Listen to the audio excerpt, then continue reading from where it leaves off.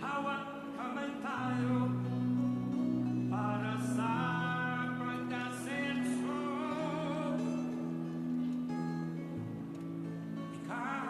Also, another air asset is the Hermes 900. It's a medium-sized multi-payload medium-altitude long-endurance UAV with an endurance of up to 36 hours with a maximum range of 162 nautical miles.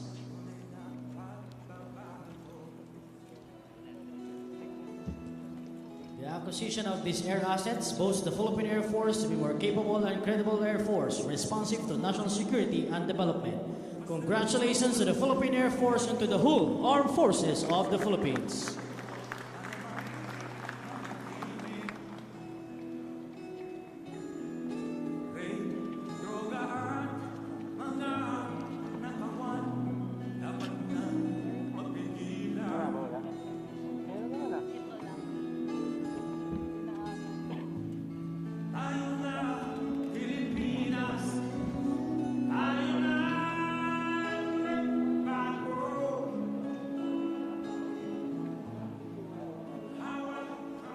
Thank you, sirs. Everyone may now be seated.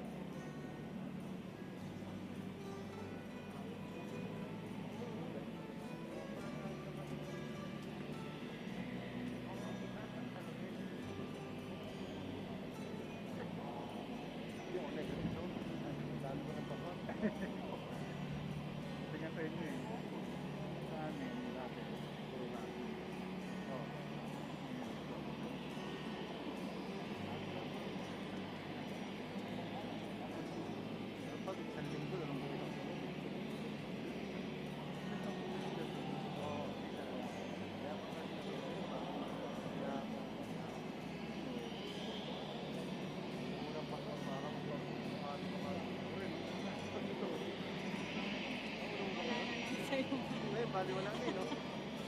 Ganyan din ako eh. Nanginginig ako dun sa sakit. Pero ang sakit talaga yung dito sa ano kaya ko. Sa lamunan. Mas matutuwal ko eh. Kahit anong gawin kong ganyan. Pag na ano talaga yung tila ako. Nakakaano eh.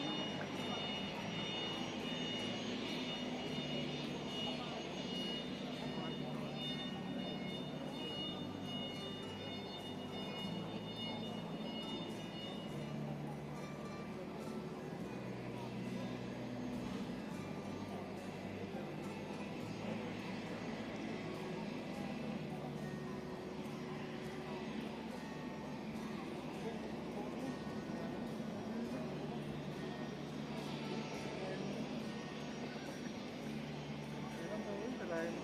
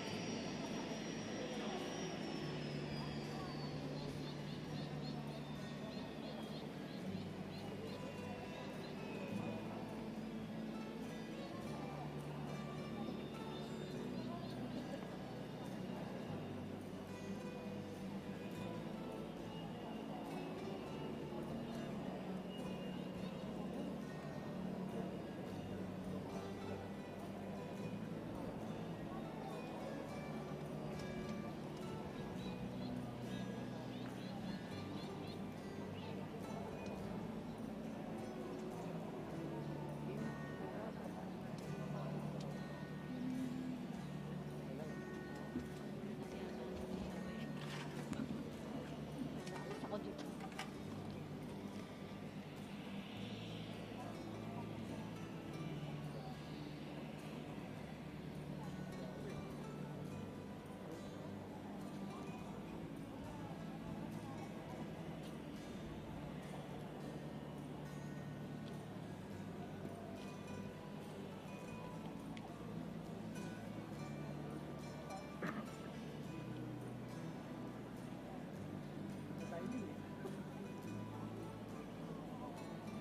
Sarap eh.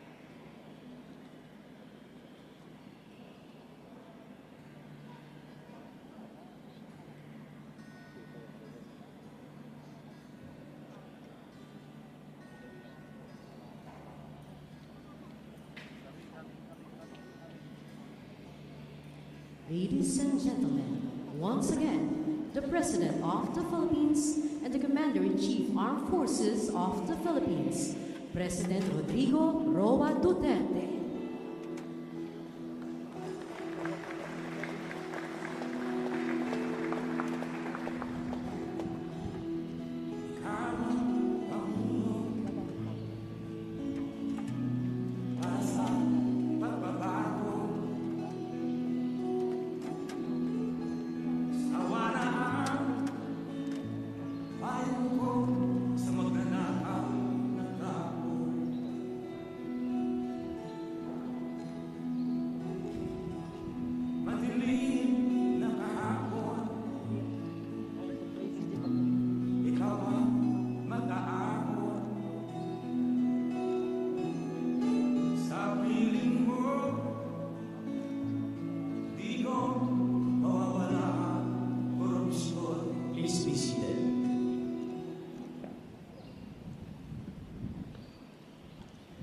Ladies and gentlemen, once again, good afternoon, and welcome to the inspection of newly delivered air assets and talk to troops. At this point, we will now invite the Commanding General of the Philippine Air Force, Lieutenant General Alan T. Paredes, Philippine Air Force, to deliver his welcome remarks.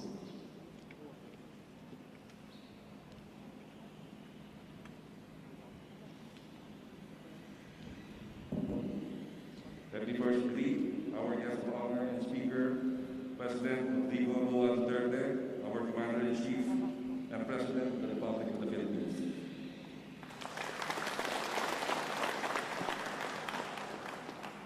Former President Gloria Macapagal-Arroyo, Senator Christopher Lawrence Bongo, Secretary Delphine Lorenzana of the Department of Defense,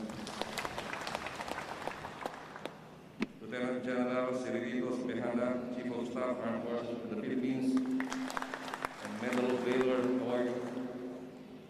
I would like to especially mention and call out my classmate, Major General Vicente Bacaro, another Medal of Valor awardee.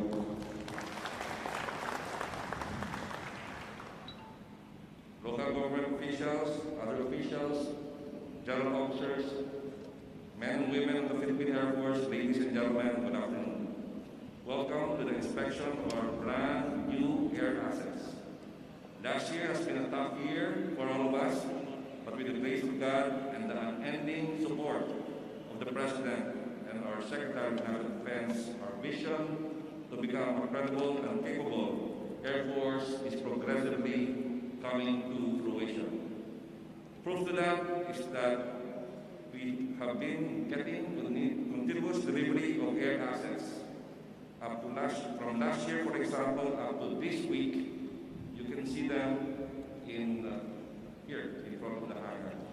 Last year lang po yan up to this year. All in all, to my count, during the term of the President, the Air Force received from modernization and extensive defense article, I believe 48 aircraft in total.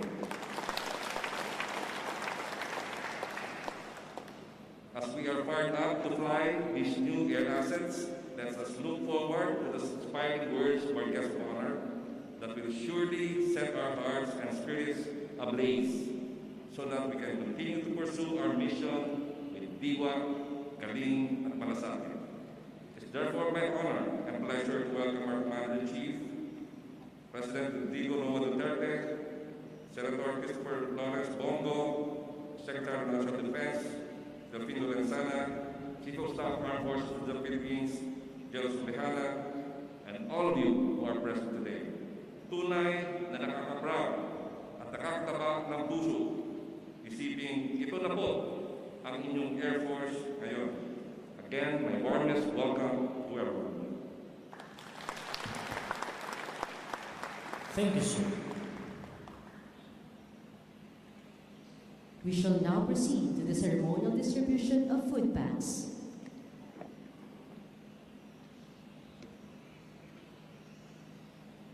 We request the President to witness the ceremonial distribution of food packs to the following Philippine Air Force personnel to be led by the Commander Air Logistics Command, Major General Nestor Florente Disa Rayos, Philippine Air Force.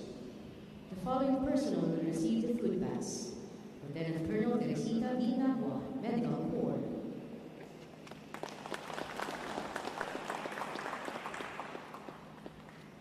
Lieutenant Colonel Ryan Reyes, Philippine Air Force General Staff Corps, Military Pilot;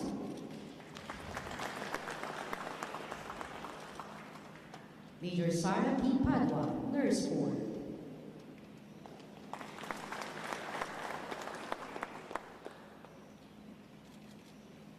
First Lieutenant Marty D. Geronimo, Philippine Air Force;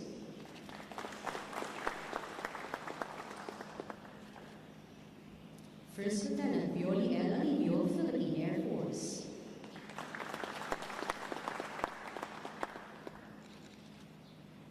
First Lieutenant Christian Noel J. Bugarin, Dental Service; Senior Master Sergeant Nicasio Isabel Jr., Philippine Air Force.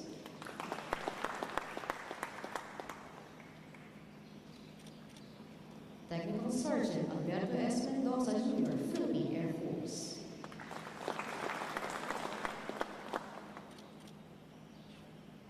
Staff Sergeant Juana Marie Masangkay, Philippine Air Force. And Miss Marie Grace O. Villanueva, Civilian Human Resource.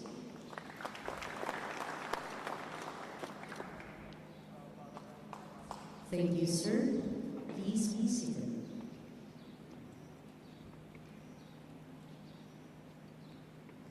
We shall now proceed to the next part of our program, the conferment of the Order of Lapu-Lapu.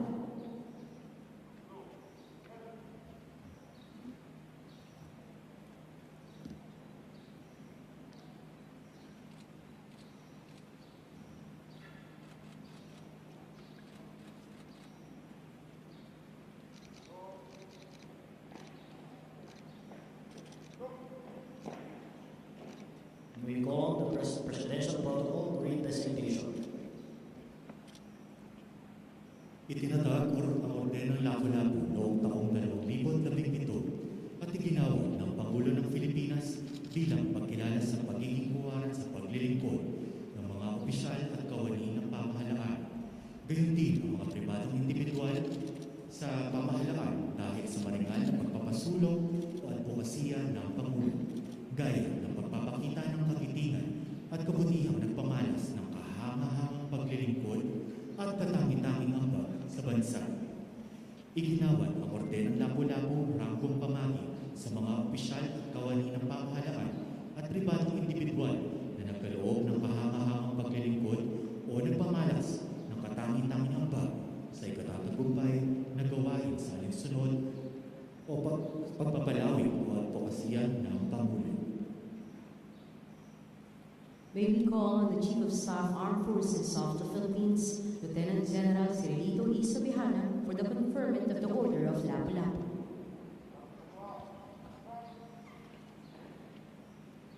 Iginawad ang gantimpalang natamo ng Orden ng Lapu-Lapu ranggong pamagi kay Brigadier General Ignatius Matrimonio. Iginawad ang gantimpalang natamo ng Orden ng Lapu-Lapu ranggong pamagi kay Lieutenant Colonel Peter Louis Soloso.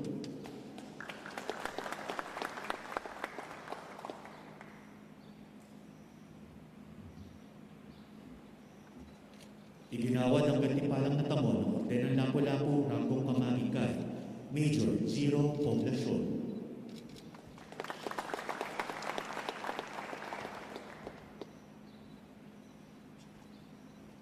Iginawad ang gantimpalang natamo ng Orden ng Lapu-Lapu ranggong kamagi kay Major Arnel Marcos.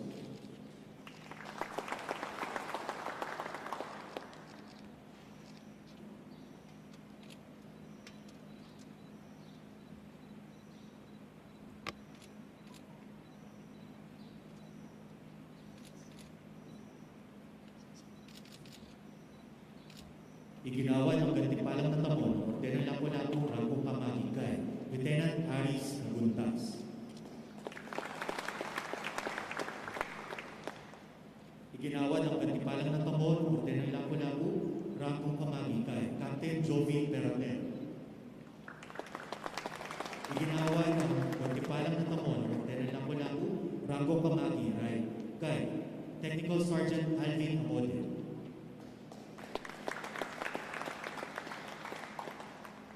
Iginawad ang gantimpalang natamo ng Orden ng Lapu-Lapu ranggong kamagi kay Engine Man 2nd Class Glenn Gambay.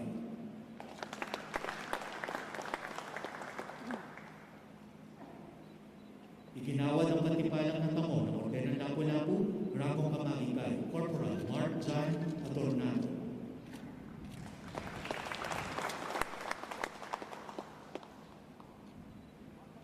Iginawad ang gantimpalang natamo ng Orden ng Lapu-Lapu ranggong kamagi kay Seaman First Quartermaster Joshua Hapay.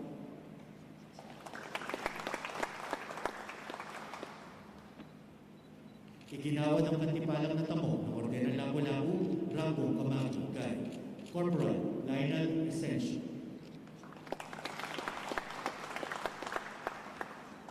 Iginawa ng katipalang natamo ng Orden ng Lapu-Lapu, Rangong Kamagi kay Private First Class Merham Puman.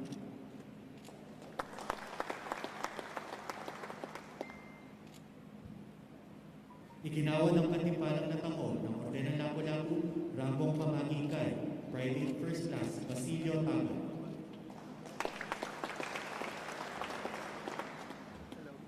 At ang panghuli, iginawa ng katipalang natamo ng Orden ng Lapu-Lapu, Rangong Kamagi kay Airman Second Class Merv Ian Ibaltado. Tapos na po ang paggawad ng mga medalya.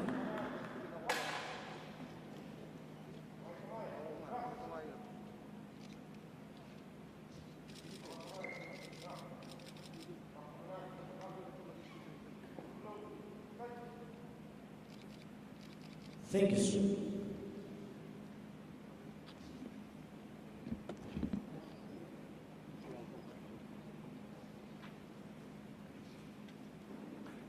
At this juncture, we will call on Secretary Delphine N. Lorenzana, Secretary of the Department of National Defense, to introduce our distinguished guest of honor and speaker.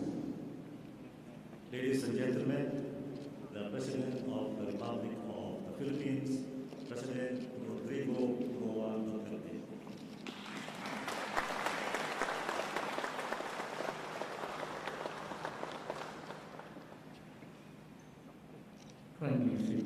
Salamat.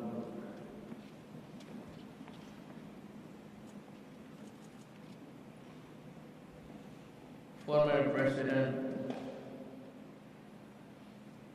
Gloria Macapagal-Arroyo, Defense Secretary Delphine Lorenzana, Presidential Advisor on Military Affairs Under Secretary Arthur Tabaquero, Senator Bongo, AAP Chief of Staff Lieutenant General Solito Subihana, Philippine Air Force Commanding General Allen Paredes, Pampanga Vice Governor Lilia Pineda, Mabalacat City Mayor Susumu Garbo, Northern Commander Lieutenant General Anorbo Burgos, the officers and enlisted personnel of the Philippine Air Force, mga kasama ko sa gobyerno, mga kababayan.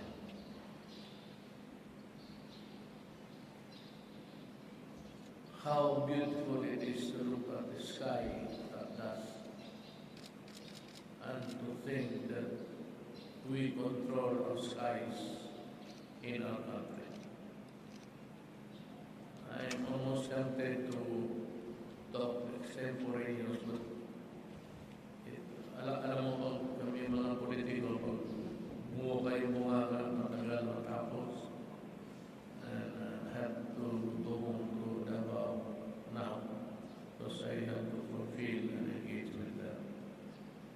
Our efforts to strengthen our military have been vital in ensuring that we are able to fulfill our sworn and shared duty of protecting our sovereignty and safeguarding the welfare of the Filipino people.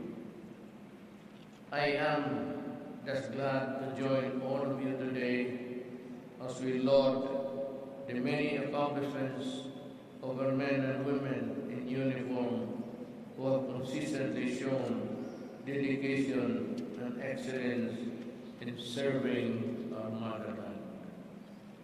I also congratulate the Department of National Defense and the Armed Forces of the Philippines for successfully procuring additional government air assets that will play an indispensable role in safeguarding our nation. Presently, I have approved the proposal to acquire more combat utility vehicles to the AAP. With the recent gains against various terrorist groups, I am confident that our efforts under the AFP modernization program are already paying off. I am particularly pleased with your efforts to eliminate the terrorist groups in northern Luzon, which have led to the genuine peace and sustainable progress in the area, as well as fostered greater camaraderie among the government security forces operating in the region. Today, we confer the Order of Lapu-Lapu with the rank of Kamagi to outstanding officers and enlisted personnel who took part in restoring peace and order in Sulu in November last year. Your gallantry, bravery, and courage are truly exemplary.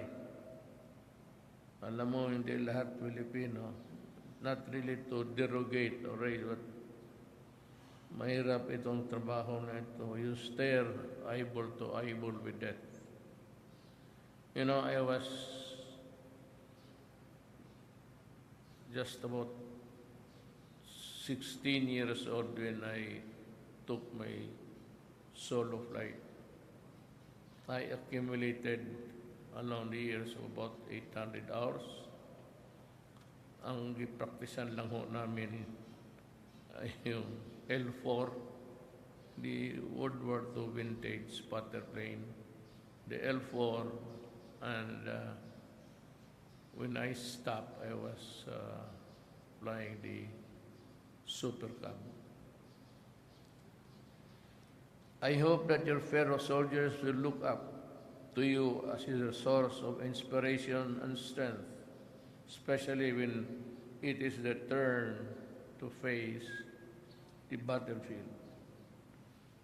As we celebrate your achievements, let us also take this occasion to remember the honor of our uniformed personnel who died in the helicopter crash in Bukidnon. I express my deepest condolences to the families they have left behind. Usap kasi kami, but the day after, I was talking to the D&D secretary. Sabi ko, Del, palitan mo na yan. Is there a way where we can replace itong the aging and the old UE? Alam mo, atin-atin lang ito. But we know deep in our hearts that every time that, you know, old helicopter flies, medyo may kaba tayo that it can falter on its own with nobody's intervention. Nire-repair nga pero matagal na talaga. On all, the metal fatigue and the constant reboring sa pag-repair, it will take its toll on the helicopter itself. Sabi ko kay General Lorenzana na, is there a way where we can replace them? Sabi niya, we have a pending still order of 32. Is it 32?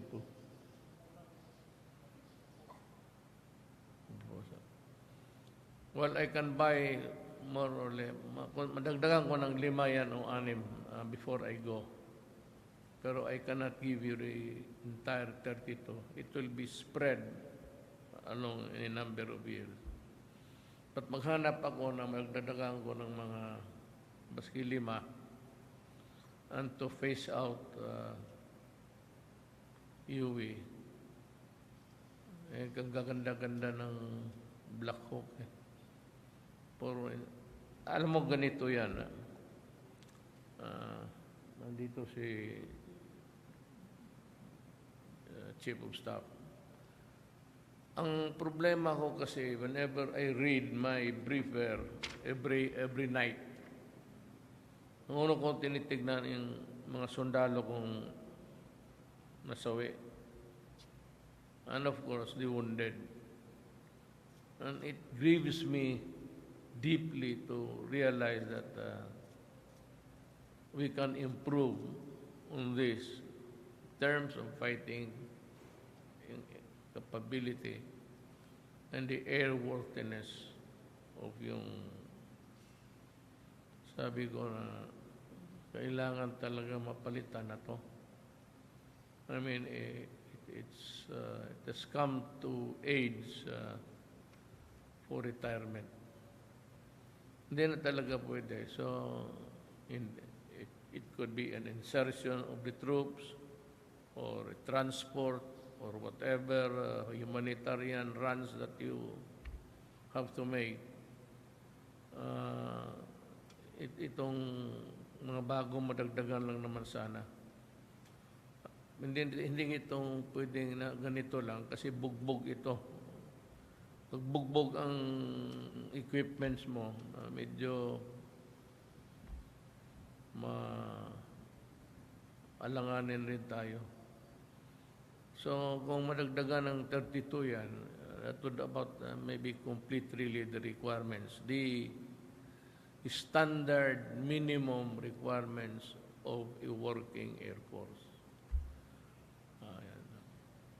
Now, the reason why I am so, I'm walking on a tightrope, actually. I cannot afford to be brave in the mouth against China because, well, we are avoiding any confrontation. A confrontation that would lead to something which we can hardly afford. At least not at this time. Kaya ako naman sa Amerika, well, in the past, marami silang ang paghihinakit ko rin. We ask so much of them because they have taken so much from us. Libre sila to advance their troops in our land. Okay lang yan sa akin. But we do not like it because we want to remain neutral. We do not want to quarrel with anybody. But for the reason is that the exigency of the moment requires their presence here. Okay na lang ako dyan. But in the past, we ordered so much from them and so much were not delivered at all. Kaya huwag ninyo ako. Kaibigan ako ng Amerika, kaibigan ako ng China. But what I don't like is yung para kang bata na they promise you and this. Ganon yan eh. Mapunta yung mga top brass nila. This group will promise you. Once they take off, they forget all about it. And nobody is following until you keep on reminding them. Until such time that I was able to talk to President Trump, sinabi niya what are our requirements. So we need the guided rockets. We have been asking for it. And as a matter of fact, we are willing to pay for it, Mr. President. But until now, it's still in the air. I think it was delivered after a few weeks, few months. Kaya ganon, do not be surprised with my... I'm not allied with anybody. I am ally. I'm ally. I-alay ko, buhay ko, pati ang alay ko, ang Pilipinas. Nobody else. Iyon ang tandaan ninyo.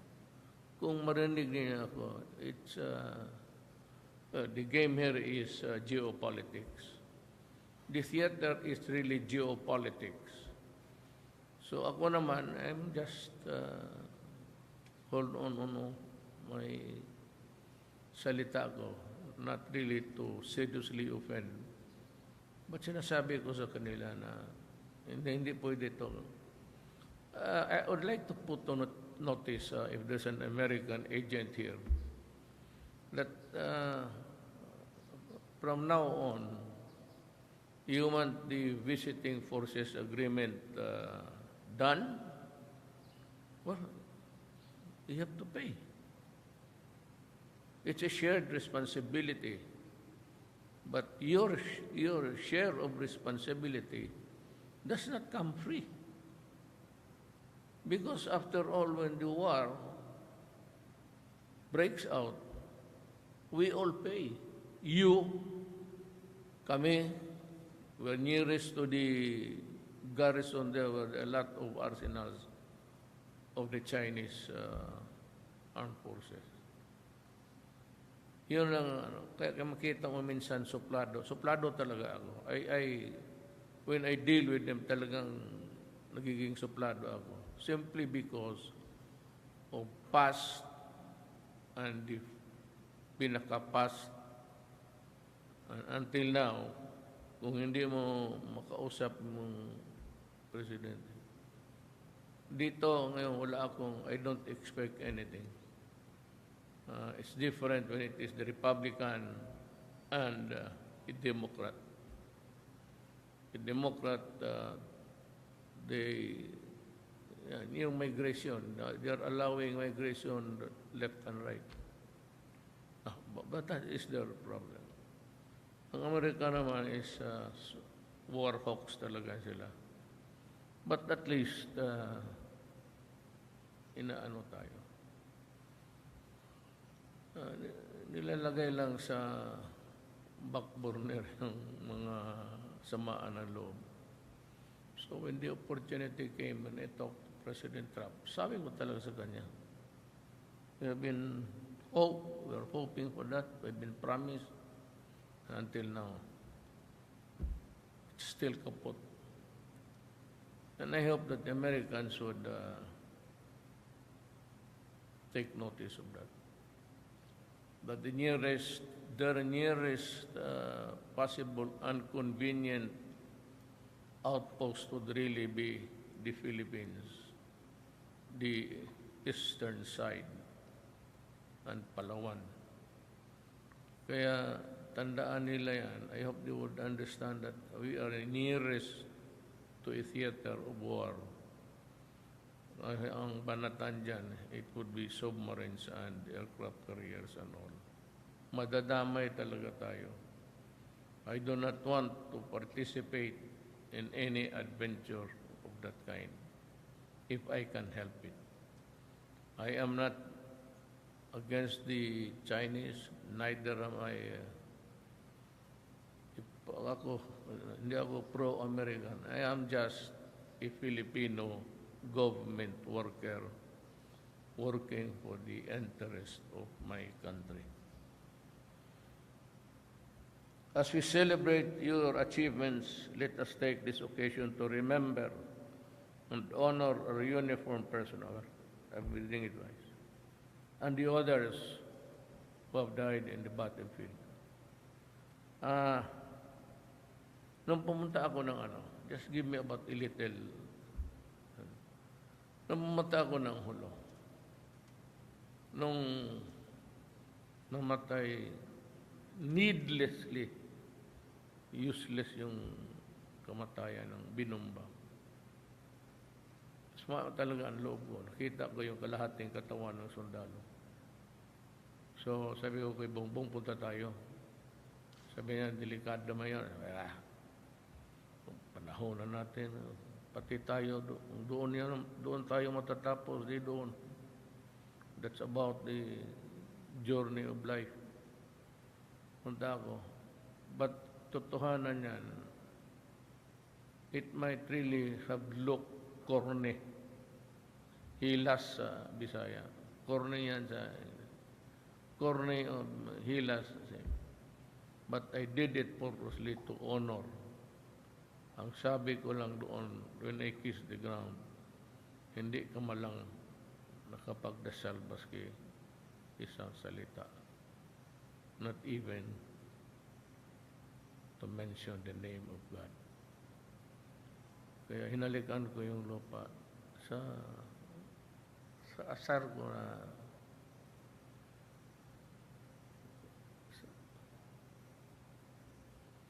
I hope that their families and friends and comrades will take this of comfort in the thought that they are now in a more peaceful place with our Creator. True. You are now in the heavens, and you can rest assured that your comrades and the family, your loved ones, I do not believe in hell. I do not think that God will create hell. Otherwise, what would be his business in creating a hell when in the first place God created us? Then God would create something wherein he knows the beginning and the end of a human being in his journey in this planet na mapupunta ng impyerno. That's a stupid proposition. Everybody, compassion. So God is forgiving. God is a forgiving God. Kaya nagpapako sa krus yung kaibigan natin to save us from sin. Then what would be the purpose of being nailed in that cross when in spite of that, may impyerno pa pala tayo?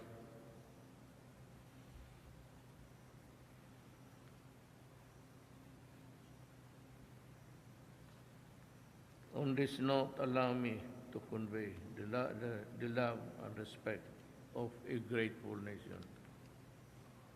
Again, I thank the dedicated men and women of our armed forces for their unwavering commitment and selfless service to the Filipino people and the entire nation. Again, in gratitude.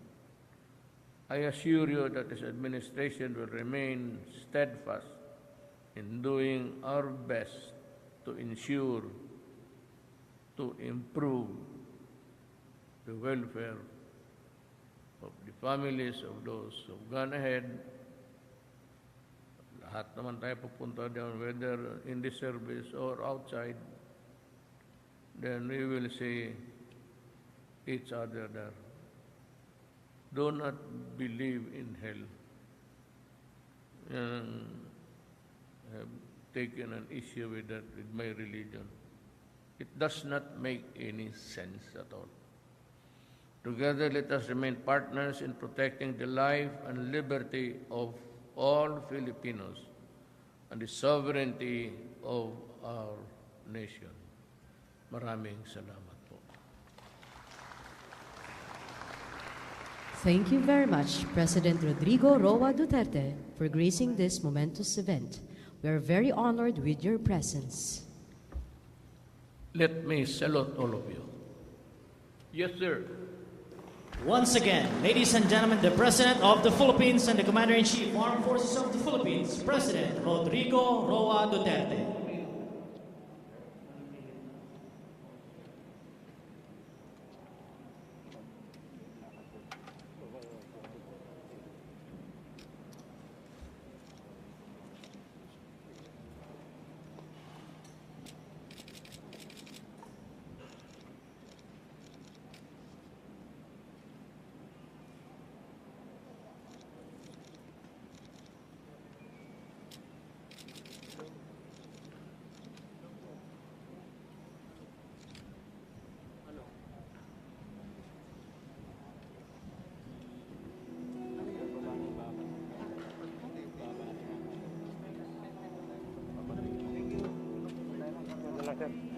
Patayin na po muna ng camera.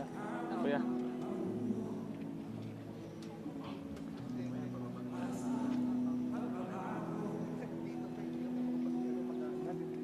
Pakibaba na siya, pakibaba. Okay. Sir, pakagawa mo na.